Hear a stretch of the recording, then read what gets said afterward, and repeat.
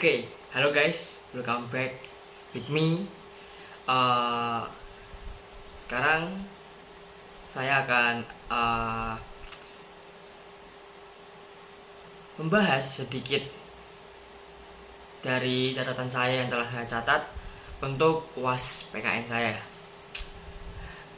Dalam pertemuan kita kali ini, saya akan membahas bab 5, yaitu demokrasi Indonesia. Oke, kita mulai dari pengertian demokrasi. Istilah demokrasi berasal dari bahasa Yunani, yaitu demos yang artinya rakyat dan kraten yang artinya pemerintahan. Maka demokrasi adalah satu pemerintahan yang dipegang oleh rakyat from, by, and for the people. Hal tersebut sejalan dengan pendapat Kartini Kartono yang mengemukakan bahwa demokrasi adalah kekuasaan rakyat yang berbentuk pemerintahan dengan semua tingkatan rakyat ikut mengambil alih bagian dalam pemerintahan. Kemudian Soekarno juga mengemukakan pendapatnya dalam buku Demokrasi versus Kediktatoran sebagai berikut. Democracy is a form of government in which the will of the government execute put into practice without causing any harm to human right. Pendapat di atas tersebut menunjukkan bahwa dalam negara demokrasi dikenal adanya pengakuan terhadap hak asasi manusia. Kemudian demokrasi memberikan kebebasan penuh untuk berkarya dan berpartisipasi dalam bidang sosial, politik, dan budaya di tengah lingkungan sendiri sesuai dengan fungsi dan misi hidup setiap orang. Oleh karena itu, demokrasi merupakan bentuk pemerintahan yang memungkinkan individu untuk hidup bebas dan bertanggung jawab.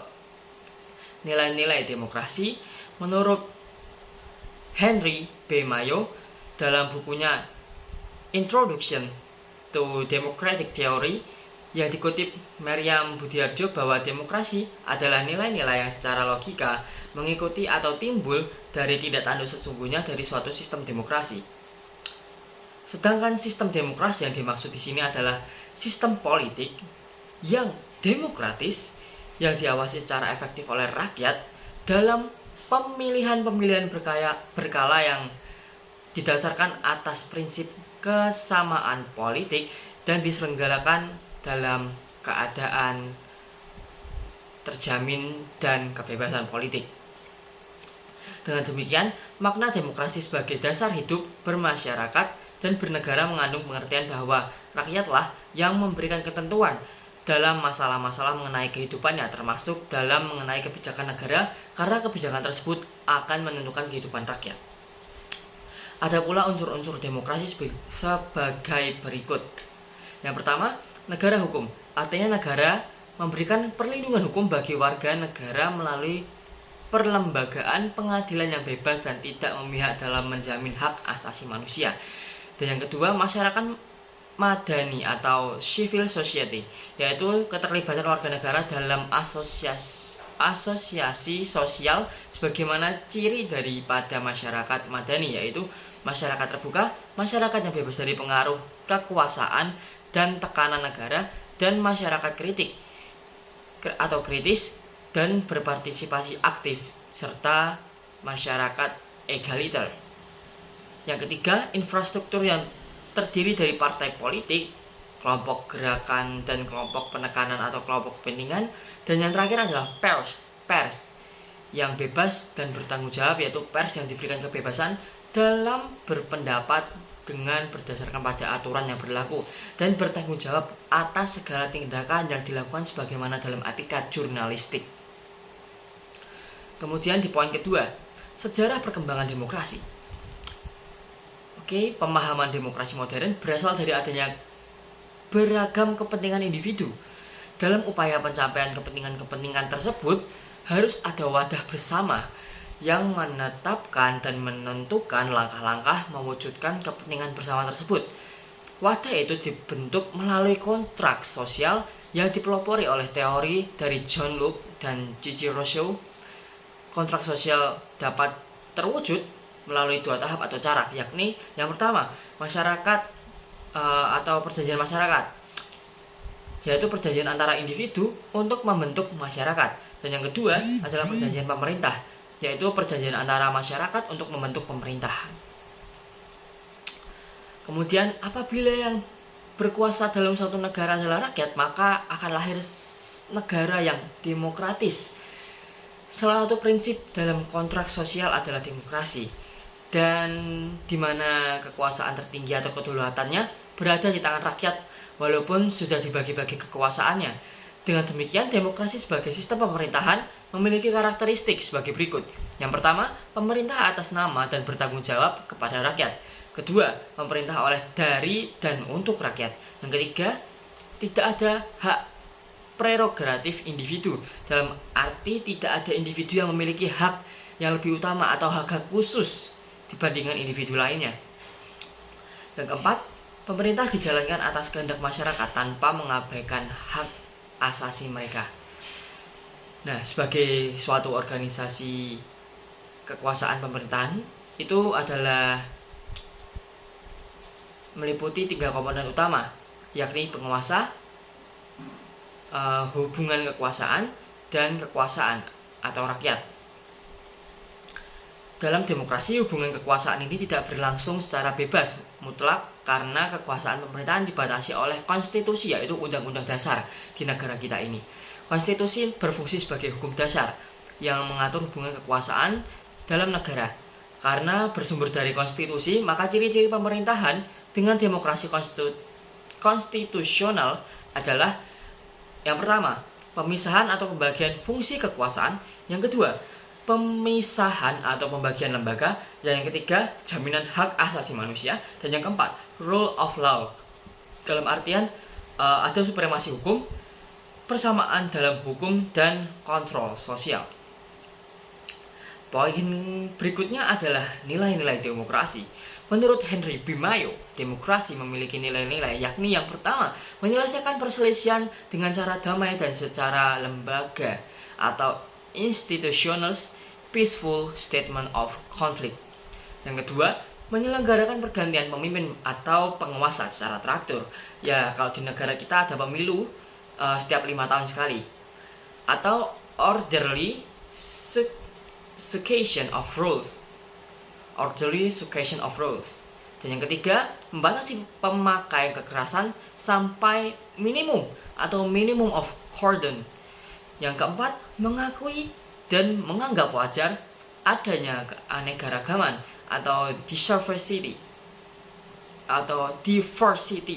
Oke, diversity. Dan yang kelima, menjamin tegaknya keadilan. Dan yang terakhir, yang keenam, adalah menjamin adanya kebebasan dalam sistem demokrasi yang ada di negara ini. Apabila kita terapkan nilai-nilai tersebut di Indonesia, maka nilai-nilai itu tidak boleh terlepas dari sila-sila Pancasila dan secara operasional sesuai dengan pasal-pasal yang ada atau tertera dalam Undang-Undang Dasar 1945. Sebab demokrasi yang dianut oleh bangsa Indonesia adalah demokrasi Pancasila, dan dalam setiap masyarakat terdapat perbedaan pendapat serta kepentingan yang terkandung menimbulkan perselisihan. Perselisihan inilah yang diselesaikan melalui perundingan serta dialog terbuka dalam suatu usaha untuk mencapai kompromi, konsensus, atau mufakat. Hal ini sesuai dengan sila keempat dan tercermin pada pasal 1, 2, 3, 15, dan 17 Undang-Undang Dasar 1945. Untuk melaksanakan nilai-nilai demokrasi ini diperlukan beberapa lembaga seperti pemerintahan yang bertanggung jawab, suatu Dewan Perwakilan Rakyat yang mewakili golongan-golongan dalam masyarakat yang dipilih melalui pemilu, organisasi politik yang menghubungkan antara para pemimpin dan masyarakat, pers dan media yang bebas dan bertanggung jawab sebagai wadah untuk mengeluarkan pendapat, serta sistem peradilan yang bebas untuk menjamin hak asasi dan pemerintahan keadilan. Pemerataan keadilan dan menjamin hak asasi manusia di sini adalah suatu yang ditekankan dalam demokrasi. Kemudian poin berikutnya adalah pelaksanaan demokrasi di Indonesia. Perkembangan demokrasi di Indonesia dapat dibagi dalam 4 periode. Yang pertama adalah periode tahun 1945 sampai 1959, yakni masa demokrasi parlementer yang menonjolkan peranan parlemen-parlemen serta partai-partai, dan pada masa ini kelemahannya adalah demokrasi parlementer memberi peluang untuk demokrasi partai-partai politik dan DPR, dan akibatnya persatuan yang digalang selama perjuangan melawan musuh bersama menjadi kendor dan tidak dapat dibina menjadi suatu kekuatan konstruktif sesudah kemerdekaan. Dan yang kedua ada periode tahun 1959 sampai 1965, yakni masa demokrasi terpimpin yang dalam banyak aspek telah menyimpang dari demokrasi konstitusional dan lebih menampilkan beberapa aspek dari demokrasi rakyat. Masa ini ditandai dengan dominasi presiden, terbatasnya peran partai politik serta perkembangan pengaruh komunis dan peranan ABRI sebagai unsur sosial politik yang semakin meluas. Dan yang berikutnya adalah periode tahun 1966 sampai 1998. Masa demokrasi Pancasila di era Orde Baru yang merupakan demokrasi konstitusional yang menonjolkan sistem presidensial, dan landasan formal periode ini adalah Pancasila, Undang-Undang 1945, dan ketetapan MPRS atau MPR dalam rangka untuk meluruskan kembali penyelenggaraan terhadap Undang-Undang 1945 yang terjadi di masa demokrasi terpimpin. Namun dalam perkembangannya, presiden semakin dominan terhadap lembaga-lembaga negara yang lain. Atau lebih tepatnya, presiden kita pada saat itu adalah presiden yang otoriter. Jujur saya tidak suka. Yang terakhir adalah periode tahun 1999 sampai sekarang. Masa demokrasi Pancasila era reformasi dengan berakar pada kekuatan multipartai yang sesuai atau berusaha mengembangkan perimbangan kekuatan antar lembaga negara, antar eksekutif, legislatif, dan yudikatif. Pada masa ini, peranan partai politik kembali menonjol hingga iklim demokrasi memulai nafas baru. Perkembangan berikutnya akan masih kita tunggu pada periode pencoblosan tahun 2024. Oke, poin yang berikutnya adalah demokratisasi. Nah, demokratisasi ini bukan paham untuk masuk partai Demokrat ya, tapi demokratisasi yang dimaksud adalah penerapan kaidah-kaidah atau prinsip-prinsip demokrasi pada setiap kegiatan-kegiatan politik kenegaraan. Tujuannya adalah terbentuknya kehidupan politik yang bersirikan demokrasi. Nah, bagaimana karakteristik proses demokrasi tersebut? Yang pertama, demokratisasi berlangsung secara evolusioner, artinya berlangsung dalam waktu yang lama, berjalan secara perlahan, bertahan, dan bagian demi bagian. Yang kedua, proses perubahan secara persuasif, bukan koersif. Artinya demokratisasi dilakukan bukan dengan paksaan, kekerasan atau tekanan, melainkan dilakukan melalui musyawarah dengan melibatkan setiap warga negaranya. Dan yang ketiga, demokrasi atau demokratisasi adalah proses yang tidak pernah selesai. Artinya ia berlangsung terus-menerus dan akan berulang begitu saja, tidak akan stagnan pada suatu titik tertentu. Nah, dalam demokrasi pun ada lembaga-lembaga yang mengurus. Nah, siapakah lembaga-lembaga yang mengurus itu? Menurut Miriam Budiarjo, ada beberapa lembaga yang akan mengurus. Yang pertama adalah pemerintahan yang bertanggung jawab. Yang kedua, suatu dewan perwakilan rakyat yang memiliki golongan dan kepentingan dalam masyarakat yang dipilih melalui pemilihan umum yang bebas dan rahasia, atau luber jurdil lah biasanya kalian tahu. Dewan ini melakukan pengawasan terhadap pemerintahan. Yang ketiga, suatu organisasi politik yang mencakup lebih dari satu partai, atau sistem dua partai atau multipartai. Partai menyelenggarakan hubungan yang kontinu dengan masyarakat. Yang keempat, ada pers dan media massa yang bebas untuk menyatakan pendapat mereka. Dan yang kelima, ada sistem peradilan yang bebas untuk menjamin hak asasi manusia dan mempertahankan keadilan di negara ini. Berdasarkan uraian tersebut, bahwa untuk berhasilnya suatu demokrasi dalam suatu negara terdapat dua hal penting yang mesti ada. Yang pertama, tumbuh dan berkembangnya nilai-nilai demokrasi yang menjadi sikap dan pola hidup masyarakat dan penyelenggara negara dalam kehidupan berbangsa dan bernegara, atau disebut dengan kultur politik. Yang kedua, terbentuknya dan berjalannya lembaga demokrasi dalam sistem politik dan pemerintahan, atau disebut struktur politik. Tetapi pada kenyataannya, dalam demokrasi di Indonesia masih banyak, bahkan ya bisa kalian lihat sendirilah, oknum-oknum yang menindas para minoritas. Entah itu minoritas dalam etnis atau dalam kasta masyarakat, kasta yaitu yang mayoritas adalah orang-orang beruang, yang berkuasa, atau bahkan mayoritas dalam tanda kutip beragama. Dan mirisnya lagi, itu juga berasal dari lembaga-lembaga negara. Mengerikan sekali. Saya beri gambaran singkat mengenai keadilan. Yang paling terlihat adalah minoritas dari segi agama. Mayoritas saya terlalu bertindak sesuka hati dalam memperlakukan agama minoritas. Seperti dalam sidang hukum, umat Kristiani salah bicara sedikit lalu dikasuskan dengan kasus penistaan agama dan kemudian dijebloskan ke penjara. Tetapi jika sebaliknya, kaum mayoritas, agama mayoritas yang salah bicara sedikit kepada yang minoritas, itu dianggap sebagai sebuah candaan atau salah bicara mungkin, tidak sampai dikasuskan dan bahkan di pengadilan pun dibela. Saya juga heran dengan hal itu.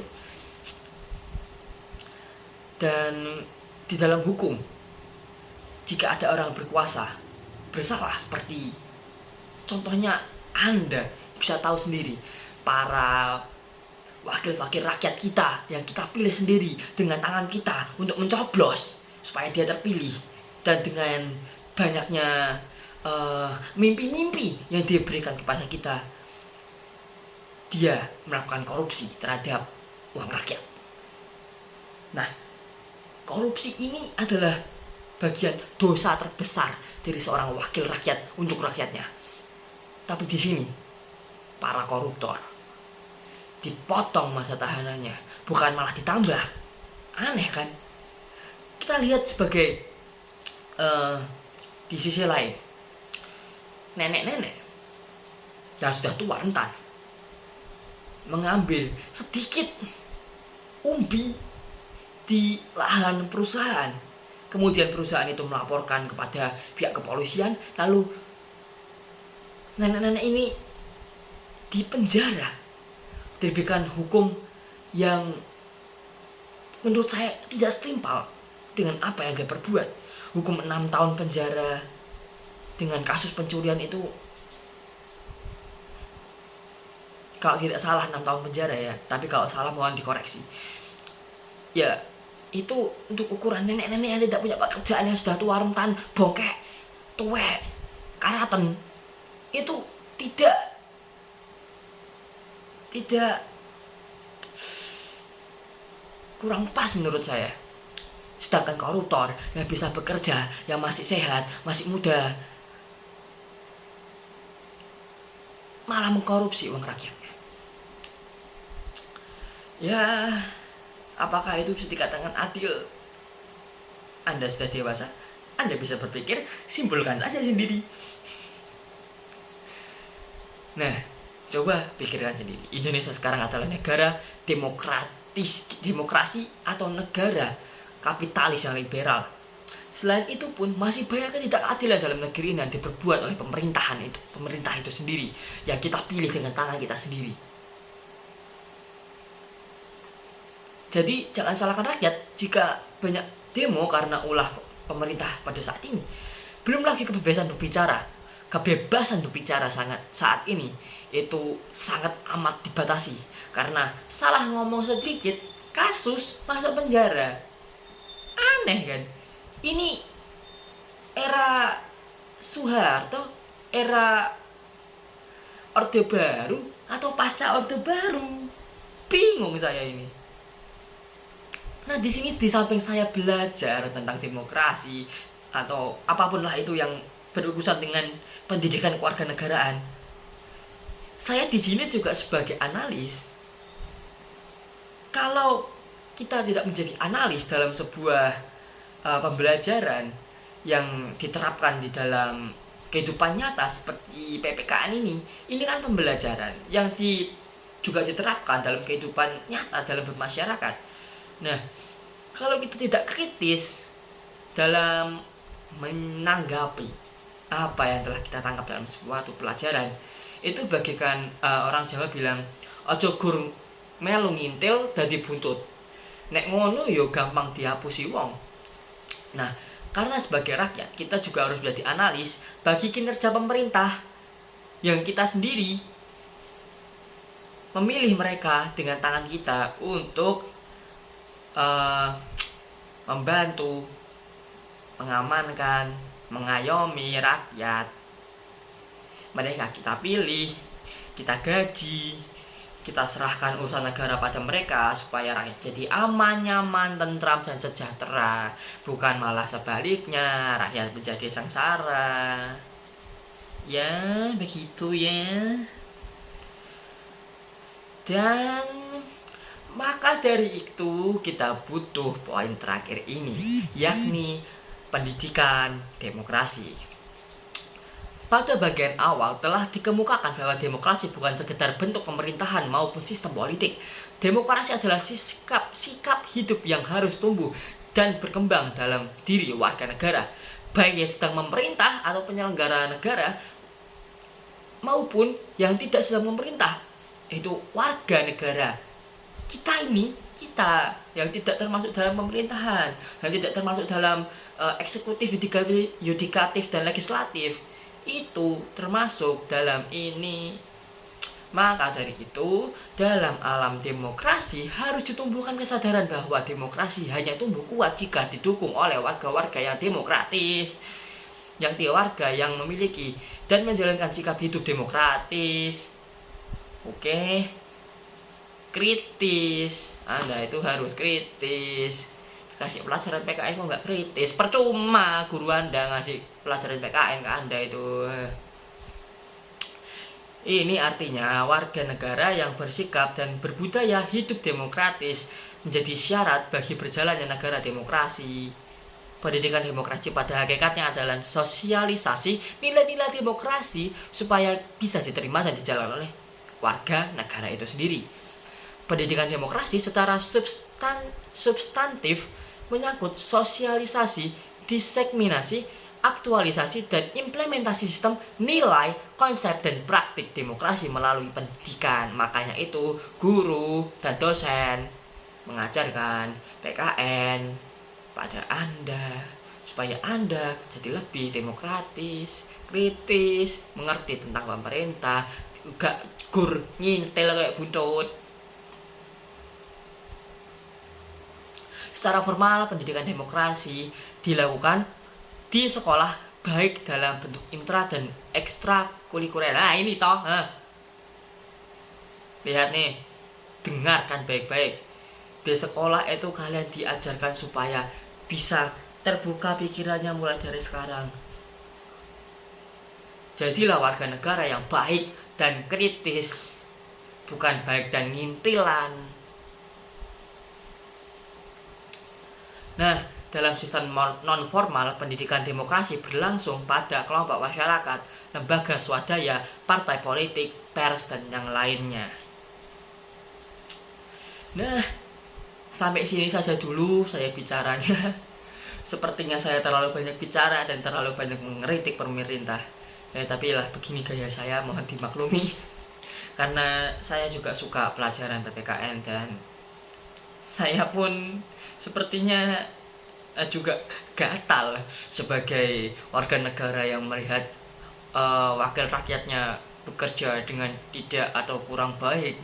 Ya, oke, sekian video dari saya. Terima kasih sudah menonton.